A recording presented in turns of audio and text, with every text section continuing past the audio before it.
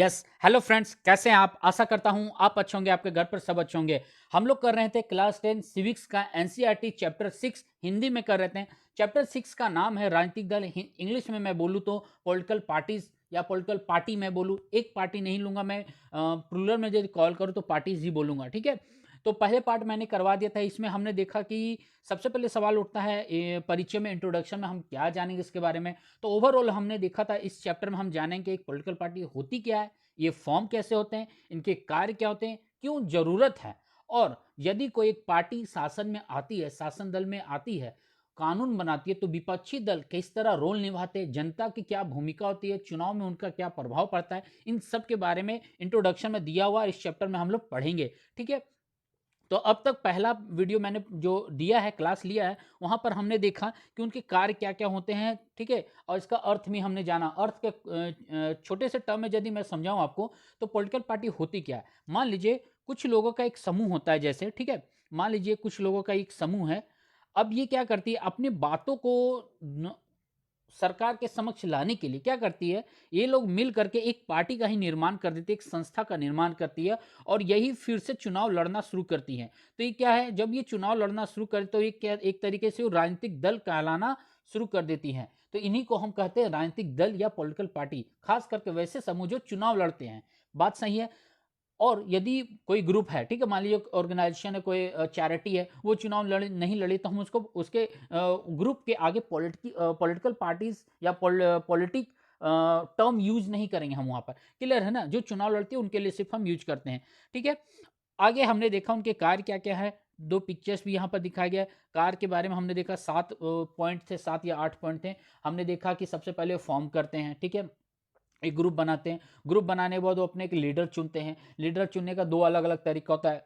एक तरीका होता है उसके समर्थक चुनते हैं, या फिर दूसरा तरीका क्या है कि लोग अपने में से ही कुछ लोगों का चुनाव करते हैं, लीडर चुन लेते हैं एज ए मॉनिटर। जिस तरह क्लास में आप अटेंड करते होंगे, तो क्लास टीचर क्या करते हैं, क्लास के मॉनिटर डील कर देते हैं, है ना। वो मॉनिटर सारे क्लास का मतलब अरेंजमेंट देखता रहता है, इन्फॉर्म करता है टीचर को। तो उसी तरह वो सिलेक्ट करते हैं, ठीक है। तो और भी सारे चुनाव लड़ते हैं, विरोधी दल का विरोध करते हैं। यदि कुछ कमियां होती है सरकार की गलत नीतियों के लिए, जनता को जागरूक करते हैं, रैलियां निकालते हैं, भाषण देते हैं, है ना, स्ट्राइक करते हैं। अपने विचारों का भी सामने, अपने विचारों को पब्लिक के सामने लाते हैं कि आपको इस प्रकार से काम करना चाहिए, हमें वोट दीजिए अगले बार चुनाव में, ताकि मैं आप लोगों के लिए फलाने फलाने काम कर सकूं, है ना। अभी करंट में देखिए तो नौकरी के लिए बहुत मतलब क्या बोले, कचरा मचा हुआ है पूरा, है ना। तो क्या मैं बोलूँ, इस पर ज़्यादा मैं बोलूँगा नहीं, पॉइंट पर ही रहूँगा, ठीक है। ये सारे टर्म हमने देखा था। तो आज हम क्या देखेंगे, आज हमें यहाँ से देखना है। यहाँ पर मैंने छोड़ दिया था टर्म को, यहाँ से मैं स्टार्ट करूंगा, ठीक है। राजनीतिक दल की जरूरत, आखिर ये पॉलिटिकल पार्टीज क्यों जरूरी है, हमने आगे वाले सेक्शन में पढ़ा, पहले वाले क्लास में, और क्लास 9 में पढ़ा, 8 में पढ़ा कि आखिर पॉलिटिकल पार्टीज हमें जरूरत क्यों होती है। क्या लोकतांत्रिक देश में राजनीतिक दल का होना जरूरी है, हाँ या ना, इस पर ही सवाल खड़ा होते हैं। एक दल होना चाहिए, दो दल होना चाहिए, दो से ज्यादा होना चाहिए, या फिर एक ही दल होना चाहिए। क्या अच्छा है, क्या बुरा है, क्या इसके फायदे हैं, क्या इसके फायदे नहीं हैं, सब सारे टर्म हम देखेंगे आगे। जो थोड़ा देखा तो उससे मैं आज आगे बढ़ाऊंगा, ठीक है। तो चलिए, मैं कुश कुमार स्वागत करता हूं आप लोगों का आप ही के इस यूट्यूब चैनल में, जिसका नाम है IQ अड्डा एंड इजी लर्निंग, ठीक है। वीडियो को पूरा देखिएगा, स्किप मत करिएगा। मैं कुछ कुछ टर्म बीच बीच समझाता रहता हूँ। पेन कॉपी नोटबुक लेकर के बैठेगा, अंडरलाइन में बहुत सारे टर्म करता जाता हूँ, ठीक है। क्लियर है ना? एक और बात मैं बताता हूँ, मैं इंस्टाग्राम पर आ गया, बहुत सारे लोकल फ्रेंड्स भी बोल रहे थे, कुछ स्टूडेंट्स भी बोल रहे थे, दिल्ली के, यूपी के, है ना, महाराष्ट्र के, वो लोग बोल रहे थे सर इंस्टा में आप आ जाएंगे तो वहाँ से भी कुछ फॉलोअर्स आपको मिल जाएंगे, प्लस आपके नोट्स वहाँ भी यदि फर्दर फ्यूचर आप PDF शेयर करें तो वहाँ मिल जाएंगे। तो इंस्टाग्राम पर जा करके सर्च करिएगा कुश कुमार के नाम से, और कुश कुमार लिख करके आप 8943 सर्च करिएगा, आपको मिल जाएगा, ठीक है। क्लियर है ना? चलिए मैं स्टार्ट करता हूँ। ऐसे में क्या बोलते हैं, डिस्क्रिप्शन में इंस्टाग्राम के लिंक में मैं दे दूंगा आपको। चलिए मैं स्टार्ट करता हूँ, ठीक है, ज़्यादा टाइम ना वेस्ट करते हुए। राजनीतिक दल आखिर जरूरत क्या है, यहाँ से मैं स्टार्ट कर रहा हूँ, क्या कहता है देखते हैं। मैं यहाँ तक, ठीक है, सारे कलर वलर ठीक है ना, चेक कर लेना पड़ता है मुझे भी। देखिए कहता है, दलों के काम की इस सूची से उस सवाल का जवाब मिलता है जो इस खंड की शुरुआत में पूछा गया था। दरअसल हमें राजनीतिक दलों की जरूरत इन्हीं कामों के लिए है, पर हमें अभी भी इस सवाल को पूछने की जरूरत है कि आधुनिक लोकतंत्र राजनीतिक दलों के बिना क्यों नहीं चल सकता? सवाल यहाँ पर उठता है कि जो अभी हमने 7 काम देखे, 8 काम देखे पहले वाले क्लास में, ये सवाल पूछ रहा है मतलब कि क्या उसकी ज़रूरत है हमें? इन कामों के लिए राजनीतिक दल की ज़रूरत है? दूसरी सवाल यहाँ पर उठा है, लोकतांत्रिक देश में आज के जो डेमोक्रेटिक कंट्रीज़ हैं पूरे दुनिया भर में, उसमें क्या राजनीतिक दल हो सकते हैं या फिर बिना राजनीतिक दल के शासन चलाया जा सकता है? आखिर कौन चलाएगा शासन यदि राजनीतिक दल नहीं होंगे तो? है ना? आगे कहता है, दलों के बिना क्या स्थिति होगी, इसकी कल्पना करके ही हम इसकी जरूरत को समझ सकते हैं। अगर दल ना हो तो सारे उम्मीदवार स्वतंत्र या निर्दलीय होंगे, तब इनमें से कोई भी बड़े नीतिगत बदलाव के बारे में लोगों से चुनावी वायदे करने की स्थिति में नहीं होगा। सरकार सरकार बन जाएगी पर उसकी उपयोगिता संदिग्ध रहेगी। निर्वाचित प्रतिनिधि सिर्फ अपने निर्वाचन क्षेत्रों में किए गए कामों के लिए जवाबदेह होंगे, लेकिन देश कैसे चले इसके लिए कोई उत्तरदायी नहीं होगा। कहने का मतलब यहाँ पर यह है, मान लीजिए एक पॉलिटिकल पार्टी नहीं है, ठीक है, और बहुत बड़ा कंट्री जैसे कि इंडिया का कंटेक्स्ट में देखो, एक मिनट में इसे समझाने के लिए फिर से मैं थोड़ा सा स्पेस ले लूँ। चलिए थोड़ा सा स्पेस मुझे यहाँ मिला। देखिए मान लीजिए ये एक इंडिया है यहाँ पर, ठीक है। अब यहाँ पर क्या है कि अलग अलग समुदाय बटे हुए हैं, 50 तरह के समुदाय हैं, ठीक है। अब कोई एक सिंगल पॉलिटिकल पार्टी यहाँ पर खड़ा होकर के मान लीजिए इसका समर्थन ये करने वाला हो, ठीक है, लेकिन बाकियों का समर्थन कौन करेगा? इसका कौन करेगा? इसका कौन? इसका सबका कौन करेगा? है ना, सवाल उठता है। तो यहाँ पर क्या है कि एक पॉलिटिकल पार्टी का निर्माण होता है जो सभी को देखते हुए कार्य करती है। अब यदि राजनीतिक दल नहीं होंगे तो क्या होगा? ये अपना फाइट करेगा, ये अपना फाइट करेगा, ये अपना फाइट करेगा, ये अपना सभी अपने अपने लिए फाइट करेंगे, चुनाव लड़ेंगे, जीतने को होगा जीतेंगे। एक ही क्षेत्र से 2 लोग खड़ा हुए, कोई एक जीत जाएंगे, ठीक है। अब वो जीतेंगे तो क्या करेंगे? वो सिर्फ अपने एरिया के लाभ और हानि के बारे में सिर्फ सोचेंगे। ये भी एक सिर्फ अपने लाभ और हानि के बारे में सोचेंगे, ये भी सिर्फ अपने लाभ हानि के बारे में सोचेंगे। ये कोई नहीं सोचेगा कि पूरा देश कैसे चल पाएगा, कैसे चलेगा। बात समझें, इसलिए राजनीतिक दल का होना जरूरी है। साफ साफ यहाँ पता चल गया। यदि मैं कहूं जैसे कि अभी मैं नोएडा में मान लीजिए, ठीक है, तो मैं नोएडा से फाइट किया, अभी चुनाव लड़ा, तो मैं सिर्फ नोएडा के बारे में सोचूंगा ना। क्यों मैं गुड़गांव उधर गाजियाबाद हरियाणा उधर देखने जाऊँ, ये उत्तर प्रदेश का लखनऊ इलाहाबाद प्रयागराज वगैरह हम देखने जाऊं? बात समझ रहे हैं ना, मैं तो सिर्फ अपने नोएडा का देखूंगा। इसलिए पॉलिटिकल पार्टी की जरूरत होती है देश में, ताकि पूरा देश कैसे चले उस पर विचार कर सके। आगे कहता है, हम गैर दलीय आधार पर होने वाले पंचायत चुनावों का उदाहरण सामने रखकर भी इस बात की परख कर सकते हैं। हालांकि इन चुनावों में दल औपचारिक रूप से अपने उम्मीदवार नहीं खड़ा करते, लेकिन हम पाते हैं कि चुनाव के अवसर पर पूरा गांव कई खेमों में बंट जाता है और हर खेमा सभी पदों के लिए अपने उम्मीदवारों का पैनल उतारता है। राजनीतिक दल भी ठीक यही काम करते हैं। यही कारण है कि हमें दुनिया के लगभग सभी देशों में राजनीतिक दल नजर आते हैं, चाहे वह देश बड़ा हो या छोटा, नया हो या पुराना, विकसित हो या अविकसित या विकासशील हो, ठीक है।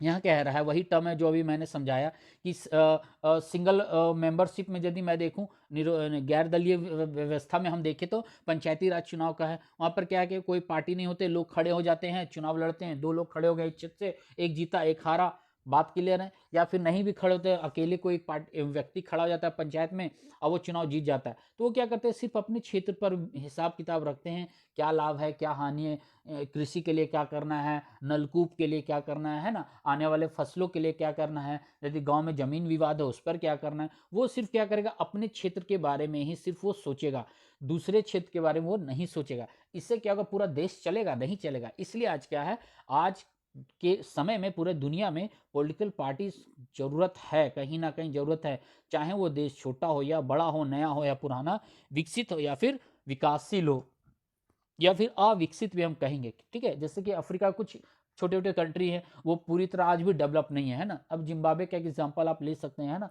पर हालत आज भी खराब है, ठीक है। विकासशील में हम लोग हो गए, भारत हो गया, चाइना हो गया एक तरीके से। अविकसित में यूरोपियन कंट्री, अमेरिका, सब गिनती में आते हैं। बात क्लियर है यहाँ तक, समझ में आ गया ना? चलिए आगे बढ़ते हैं। क्या कहता है राजनीतिक दलों का उदय प्रतिनिधित्व पर आधारित लोकतांत्रिक व्यवस्था के उभार के साथ जुड़ा है। हम पढ़ चुके हैं कि बड़े समाजों के लिए प्रतिनिधित्व आधारित लोकतंत्र की जरूरत होती है। जब समाज बड़े और जटिल हो जाते हैं तब उन्हें विभिन्न मुद्दों पर अलग अलग विचारों को समेटने और सरकार की नज़र, मैं कहाँ पढ़ रहा हूँ आप लोगों को पता है ना, मैं एक काम करता हूँ, लाइन बाय लाइन कर देता हूँ। चलो मैं फिर से पढ़ देता हूँ यहाँ से, ठीक है। देखिए क्या कहता है। राजनीतिक दलों का उदय प्रतिनिधित्व पर आधारित लोकतांत्रिक व्यवस्था के उभार के साथ जुड़ा है। हम पढ़ चुके हैं कि बड़े समाजों के लिए प्रतिनिधित्व आधारित लोकतंत्र की जरूरत होती है। जब समाज बड़े और जटिल हो जाते हैं तब उन्हें विभिन्न मुद्दों पर अलग अलग विचारों को समेटने और सरकार की नज़र में लाने के लिए किसी माध्यम या एजेंसी की जरूरत होती है। विभिन्न जगहों से आए प्रतिनिधियों को साथ करने की जरूरत होती है ताकि ताकि एक जिम्मेवार सरकार का गठन हो सके। जिम्मेवार, ठीक है। उन्हें सरकार का समर्थन करने या उस पर अंकुश रखने, नीतियां बनवाने और नीतियों का समर्थन अथवा विरोध करने के लिए उपकरणों की जरूरत होती है। प्रत्येक प्रतिनिधित्व सरकार की एक सी ऐसी जो भी जरूरत होती है, राजनीतिक दल उनको पूरा करते हैं। इस तरह हम कह सकते हैं कि राजनीतिक दल लोकतंत्र की एक अनिवार्य शर्त है। वही चीज घुमा फिरा के कह रहा है जो हमने पहले वाले क्लास में जो उसके कार्य देखे थे। मतलब पब्लिक का समर्थन करना, जो वर्तमान सरकार है उनकी गलत नीतियों का विरोध करना, उनके लिए अपनी जनता के लिए समर्थन जुटाना, जो जनता को वास्तविकता में अभी किस चीज की जरूरत है उस पर विचार करना, और जो वर्तमान है उसका खंडन करना है ना। और प्लस आम कोई वर्तमान सरकार कुछ काम करके रखी है तो उसको इम्प्लीमेंट करने के लिए, उसको सुधार करने के लिए विरोधी दल अपने विचार रखते हैं। तो इसलिए क्या करते हैं, एक जिम्मेदार सरकार नजर आता है वहां पर कि हाँ, जनता के लिए, देश के लिए कोई एक खड़ा है, कोई एक टीम खड़ा है, कोई एक ग्रुप खड़ा है कि इसको विकासशील पथ पर आगे बढ़ा सके। बात क्लियर है, समझ रहे हैं ना। देखिए, एक एक लाइन समझाना पॉसिबल नहीं है, नहीं तो एक चैप्टर 10 दिन में खत्म किया जा सकता है एक एक वर्ड को। तो ओवरऑल आप समझिएगा क्या कहना चाह रहा है ये लाइन, ठीक है। अब यहाँ पर दिया हुआ है, पिक्चर्स में बताया गया है, पहला पॉइंट बताया गया है। यहाँ पर कह रहा है कि आपको चूज करना है पॉलिटिकल पार्टीज का जो फंक्शन है, काम है, उसके आधार पर, ठीक है। पहला दिखाया गया है, यहाँ पर मैं पढ़ देता हूँ, ठीक है। ज़्यादा जूम आउट करूंगा तो दिक्कत हो जाएगा, दिखाई नहीं देगा, ठीक है, मुझे भी दिक्कत हो जाएगा, ठीक है। चश्मा लगा हुआ है ना।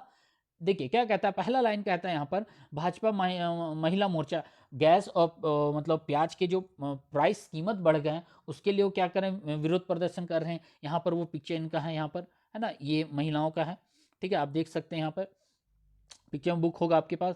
दूसरा टर्म है यहाँ पर, जहरीली शराब से पीकर मरने वाले व्यक्ति जो हैं उनके घर वालों को क्या दिया गया, 1 लाख का मुआवजा दिया जा रहा है। यहाँ पर एक तरह का चेक दिया जा रहा है, लग तो नहीं रहा है कि चेक दे रहा है, खैर आगे बात है। और एक तीसरा टर्म दिया हुआ है, कोरिया की एक कंपनी है पोस्का, जो उड़ीसा में लौ अयस्क के निर्यात के लिए कुछ सरकार के खिलाफ या उसके कुछ गड़बड़ की होंगी, ठीक है, उसके विरोध में रैली निकाली हुई है। यहाँ पर आप देख सकते हैं इस ये वाले पोर्शन में, ठीक है। तो अलग अलग पार्टी है, भाजपा है, ओजीपी है, अजद है, ये सारे कार्यकर्ता जुलूस निकाले हुए, रैली निकाले हुए हैं।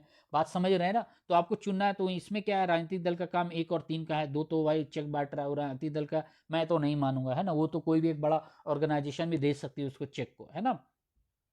आगे बढ़ूं मैं, ठीक है। यहाँ तक एक बात मैं फिर से मैं रिमेंबर आप लोग करवा देता हूँ, ठीक है। ये हर लोगों के लिए ज़रूरत है, यूपीएससी हो या फिर टीचर्स वाले जितने भी कॉम्पिटिटिव एग्जाम है, ये हर कोई देख सकता है। स्कूल वाले तो देखेंगे, मैं उन लोगों के लिए खास कर काम कर रहा हूँ। और वीडियो को प्लीज़ रिक्वेस्ट है ज़रूर शेयर करिएगा ताकि उन लोगों तक पहुँच सके जिसे ये खास ज़रूरत है। बात समझ रहे हैं ना, जिनको ये खास ज़रूरत है, जो स्कूल नहीं जा पाते, जो क्लासेस अटेंड नहीं कर पा रहे हैं, और अभी भी एजुकेशन सिस्टम कोरोना टाइम में बंद पड़ा हुआ है लॉकडाउन के कारण, है ना। तो लॉकडाउन तो खुल चुका है, लेकिन एजुकेशन सिस्टम से क्या दुश्मनी है सरकार को मुझे भी पता नहीं।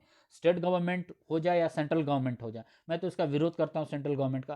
खैर बात की बात है वो सब, ठीक है। बीच में कंटेंट कुछ एक्स्ट्रा मिलेगा तो मैं उसे बाद में डील कर लूँगा, पहले मेन कंटेंट हम डील करेंगे हम लोग, ठीक है। चलिए आगे कहता है, कितने राजनीतिक दल। अब सवाल उठता है, अब कितने राजनीतिक दल होने चाहिए, 1, 2, 3, 5, 100, 5 का 100 ने मतलब 10, 20, 30, 40, 50 जितना है, ठीक है। भारत में तो बहुत है, 750 प्लस है ना।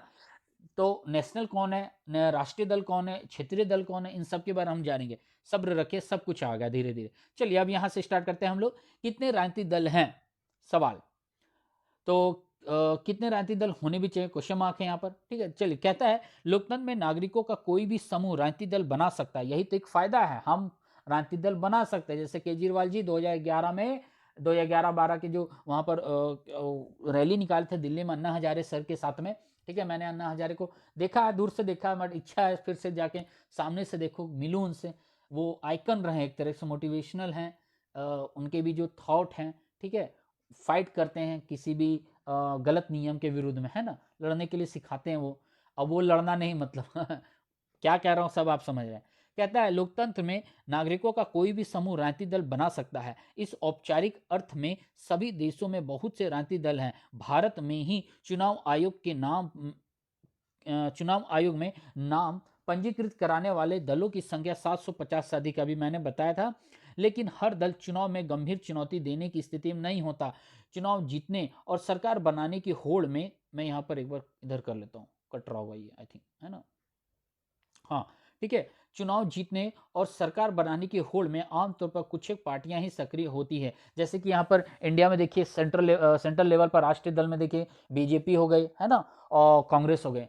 वो पूरा भारत के लिए सोचते हैं, विचारते हैं। अब छोटे छोटे जो दल हैं वगैरह हैं, ठीक है, वो उनका बात अलग, वो अपना पार्टिकुलर क्षेत्र में देखते हैं, अपने राज्य स्तर पर देखते हैं, ठीक है। ऐसे सवाल में सॉरी ऐसे में सवाल यह उठता है कि लोकतंत्र की बेहतरी के लिए कितने दलों का होना अच्छा है। कई देशों में सिर्फ एक ही दल को सरकार बनाने और चलाने की अनुमति है। जैसे कि चाइना में कम्युनिस्ट पार्टी ऑफ चाइना का, वहां पर क्लास 9 में आपने पढ़ा होगा ना, जब क्लास 9 का चैप्टर 1 या 2 में ही, आई थिंक पावर शेयरिंग कोई चैप्टर है क्लास 9 में ही ना, हाँ क्लास 9 में, वहां पर बताया गया कि वहां के चाइना में ये हालत है, वहां के जो बच्चे स्कूल में पढ़ते हैं तो वहाँ टीचर से बुलवाया जाता है कि पेरेंट्स को बोलिए कि फलाने पार्टी को ही वोट दें। मतलब पैरवी कहाँ से कहाँ तक कितना नीचे गिरा हुआ है ना। टीचर्स को लपेट लेते हैं वहां पर स्कूल्स में, कि वहां पर बच्चे आते हैं, उनके पेरेंट्स को बोलिए आप इसी टीम पार्टी को वोट डालिएगा। प्रेशर बनाया जाता है एक तरीके से। आगे कहते हैं कई देशों में सिर्फ एक ही दल को सरकार बनाने और चलाने की अनुमति है। चाइना का मैंने एग्जांपल दे दिया। अच्छा, बीच में एक अलग कंटेस्ट है, कंटेंट दिया हुआ है, इसे मैं बाद में देखूंगा, पहले ये मैं खत्म कर लूँ क्या कह रहा है यहाँ पर, ठीक है। इसी कारण उन्हें एक दलीय शासन व्यवस्था कहा जाता है। क्लास 9 में हमने मिल ही गया, मैं बोल रहा था, ठीक है। कक्षा 9 में हमने देखा था कि चीन में सिर्फ कम्युनिस्ट पार्टी को शासन करने की अनुमति है। हालांकि कानूनी रूप में वहां भी लोगों को राजनीतिक दल बनाने की आज़ादी है। देखिए वहां पर भी आज़ादी है, लेकिन पंगा क्या है, पर वहां की चुनाव प्रणाली सत्ता के लिए स्वतंत्र, सॉरी हाँ कहाँ था मैं, थोड़ा सा डकार आ गया बीच में कोई बात नहीं। हालांकि चुनावी, यहाँ से मैं स्टार्ट कर रहा हूँ, ठीक है। हालांकि कानूनी रूप में वहाँ भी लोगों को राजनीतिक दल बनाने की आज़ादी है, पर वहाँ की चुनाव प्रणाली सत्ता के लिए स्वतंत्र प्रतिद्वंदिता की अनुमति नहीं देती। देख लीजिए, आप पार्टी बना सकते हैं, लेकिन भाई आप फाइट नहीं कर सकते इलेक्शन में।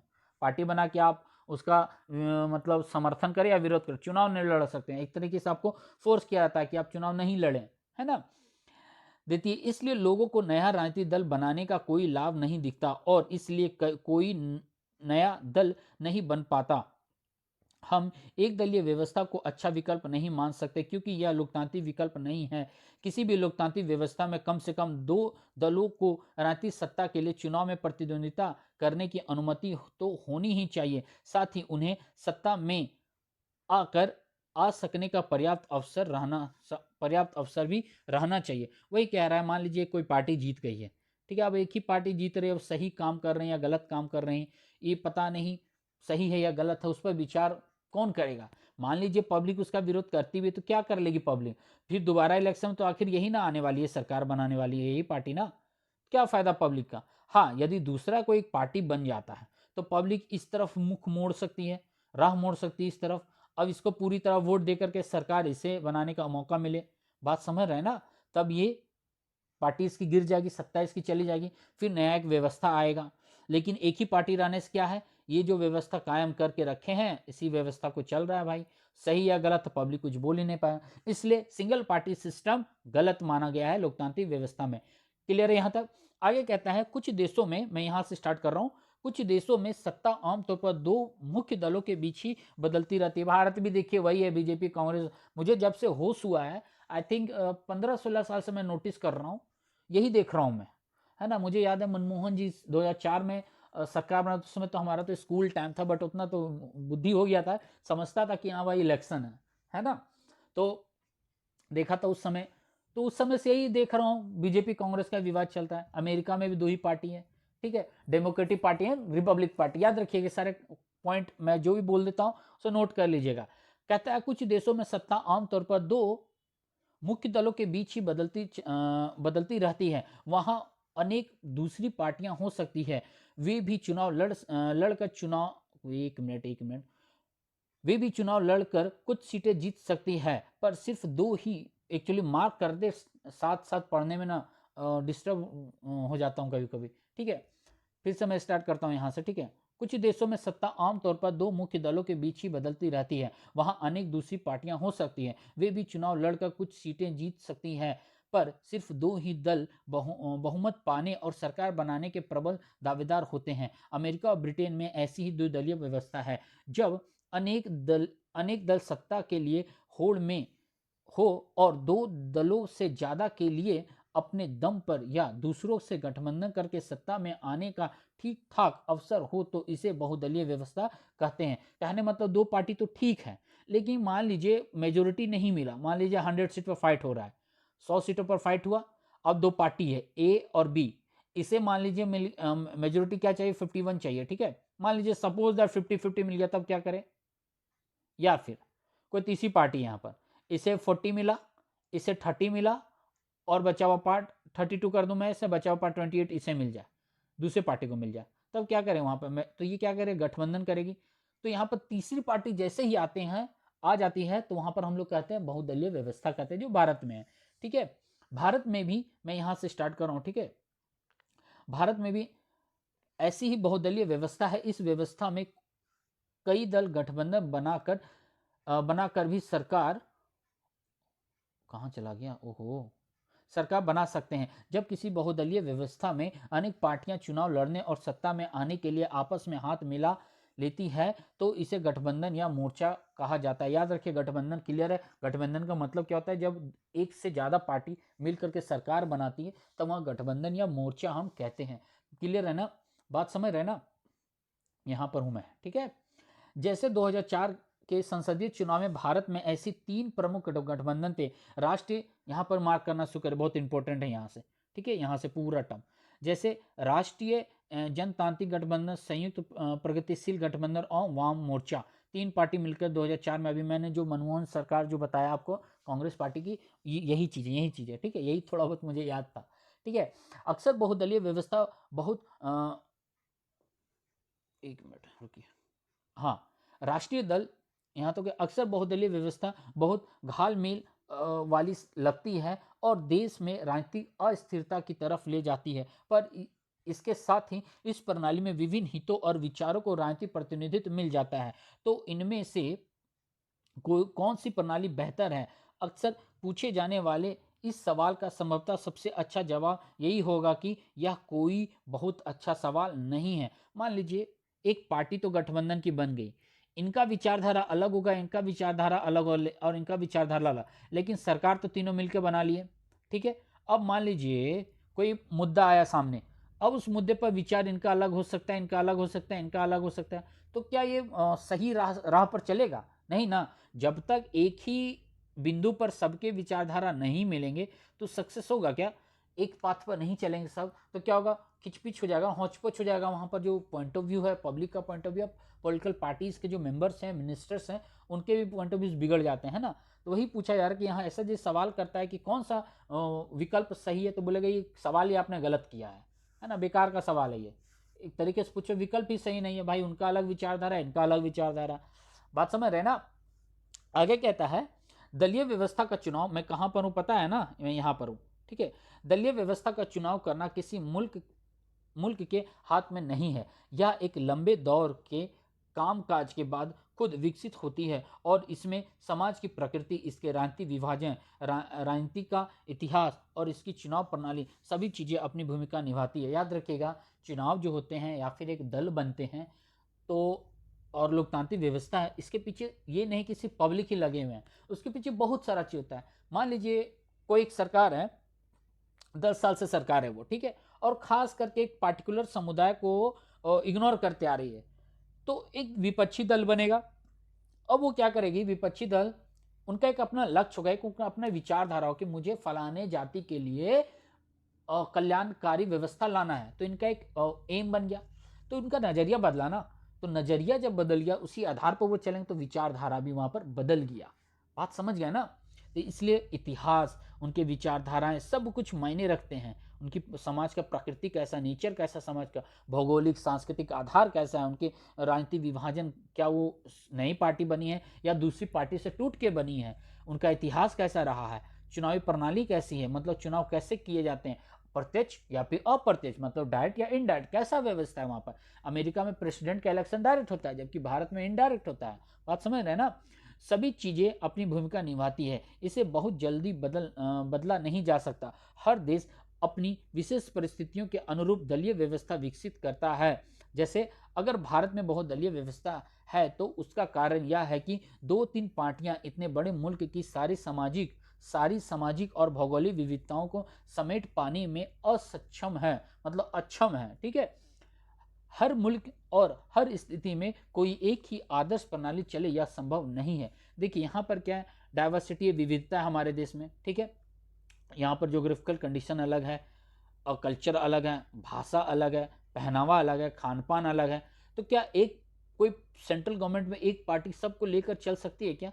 ये संभव नहीं है ना। इसलिए क्या होता है, यहाँ की अलग पार्टी बनती है, यहाँ पर अलग बनती है, यहाँ पर अलग, यहाँ अलग, यहाँ अलग। अब इन लोगों मिल करके गठबंधन सरकार बनाती है, तो कानून लेकर आते हैं, कुछ इनके लिए फायदेमंद होता है, कुछ इनके लिए फायदेमंद होता है, क्योंकि दोनों मिल करके सरकार का निर्माण करते हैं।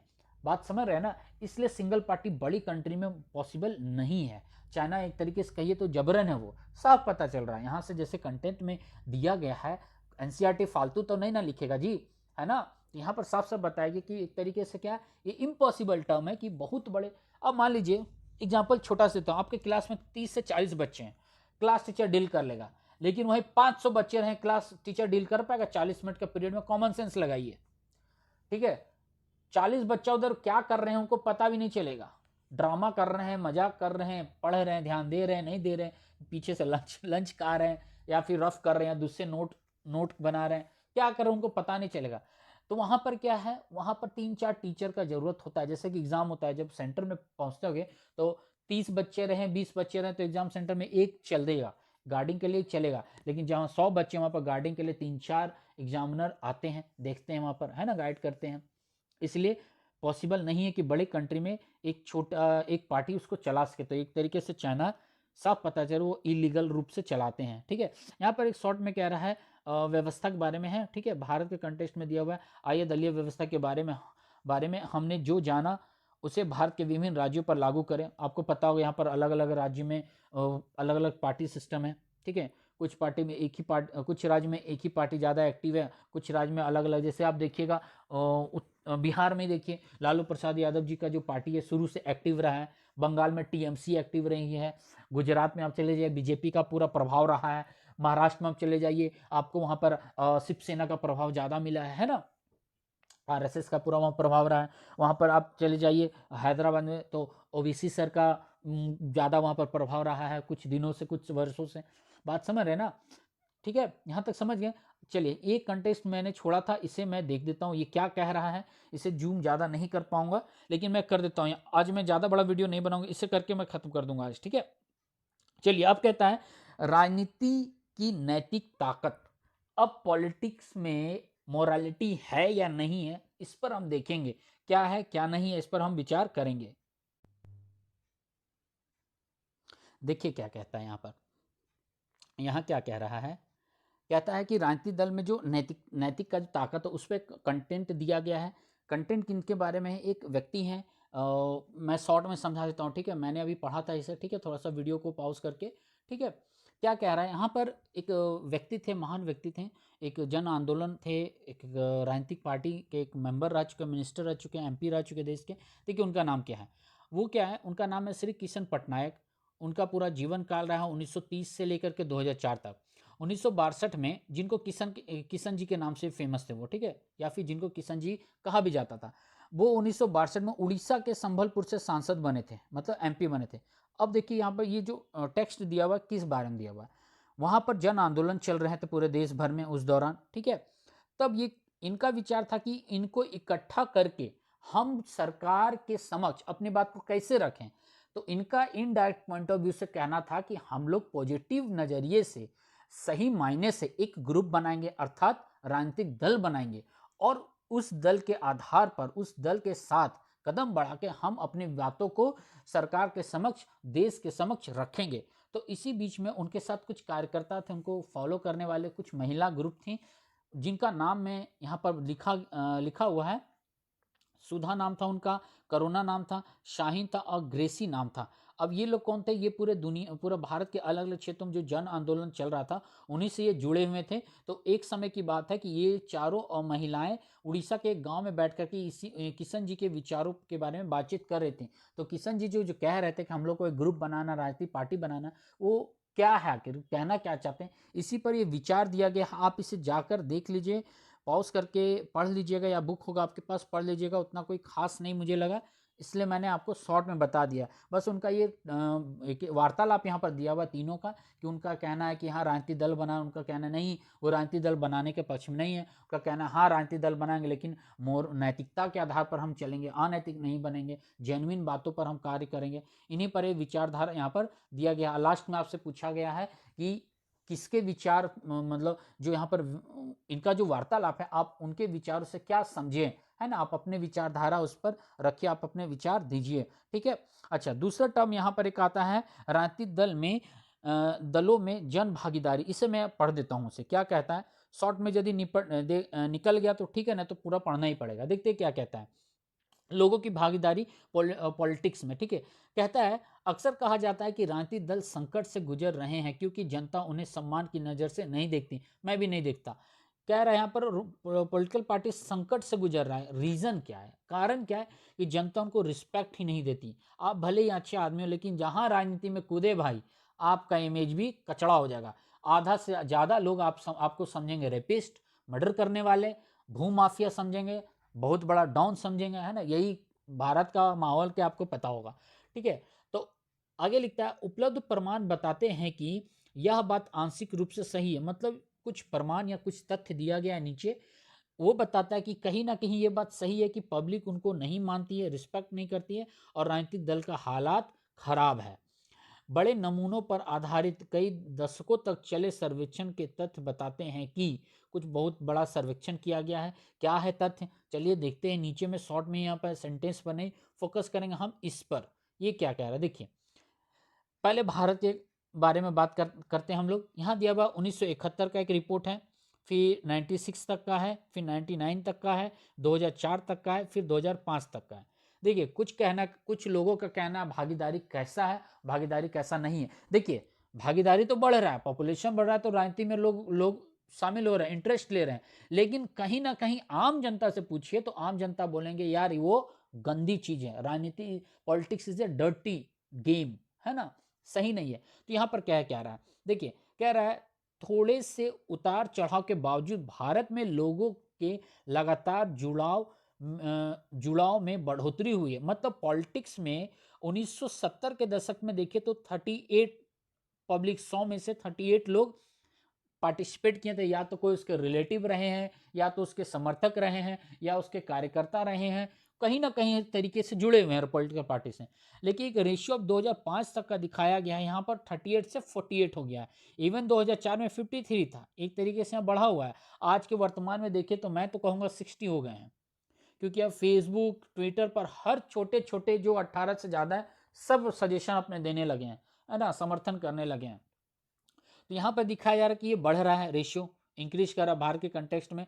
दूसरा चार्ट यहाँ क्या दिखाता है, दूसरा यहाँ पर थोड़ा सा पहले पढ़ देता हूँ क्या है। कहता है विभिन्न दलों की सदस्य संख्या दक्षिण एशिया में शेष विश्व की अपेक्षा कहीं ज़्यादा है। देखिए, पॉपुलेशन एशिया में सबसे ज़्यादा है, एशिया अफ्रीका में, है ना। तो यहाँ पर राजनीति भी उतना ही ज़्यादा है। तो तंजानिया में क्या रेशियो है, पहले क्या था, मतलब एक मिनट, ये क्या, अच्छा रेशियो दिखाया गया, ठीक है। 0 से लेकर 30 तक एक औसत बताया गया, कितने लोग पार्टिसिपेट कर रहे हैं वहाँ पर। तो तंजानिया में 26% लोग हैं औसत।